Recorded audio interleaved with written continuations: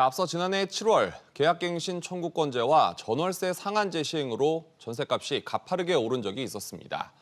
올해도 같은 흐름이 되풀이되는 건 아닌가 싶은데 윤지혜 기자와 자세히 알아보겠습니다.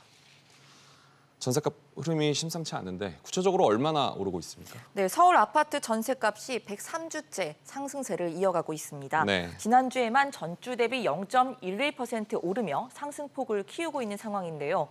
강남권 재건축 수요가 서울 전세 시장 불안을 부추긴 데 더해서 재건축과 상관없는 곳의 전셋값도 이번 달 들어서 상승폭이 커지고 있습니다. 중랑구 5월 마지막 주 0.03%에서 지난주 0.09%, 또 도봉구, 동대문구까지 서울 전역으로 상승세가 이어지고 있는 상황입니다. 이렇게 전셋값이 상승하는 배경을 꼽자면 뭐가 있을까요? 사실 여러 가지 요인들이 복합적으로 작용했다고 볼 수 있습니다. 네. 앞서 보신 강남권 재건축 이주 수요에다가 지난해처럼 임대차법 부작용도 함께 나타나고 있는 건데요. 전월세 상한제, 계약갱신 청구권제 시행에 따라서 전세 물량이 전반적으로 줄어들고 있는데 집주인이 실거주하겠다고 들어오는 수요까지 더해지면서 전세 매물 자체가 귀해진 겁니다. 네. 최근에는 전세 매물 재계약이 이뤄질 때 집주인 요구에 따라서 월세로 전환을 되기도 하는 상황이고요. 그 결과 남은 전세 매물의 값은 더 오르는 현상이 반복되고 있습니다.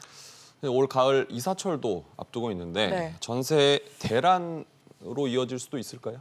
네, 그렇습니다. 올해에는 아파트 공시가격 상승으로 인한 보유세 인상 부담에 전세난이 더 심해질 전망입니다. 전문가 얘기 들어보시죠. 네. 종부세가 이제 거의 작년 대비 2배가 오르잖아요, 올해. 그걸 어떤 식으로든 전세 입자에게 반영하려는 그런 경향이 두드러지기 때문에 전세 가격은 보유세 증가에 따라서 자연스럽게 그 부담을 떠안을 수 있는 우려가 있는.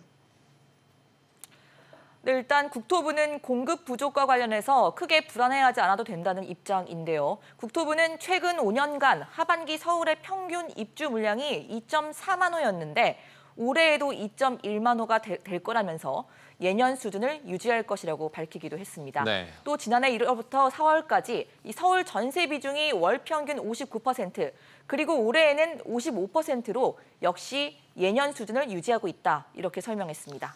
시장이 괜히 불안해하는 건 아닌 만큼 정부의 말이 맞을지 좀 지켜봐야겠죠. 잘 들었습니다.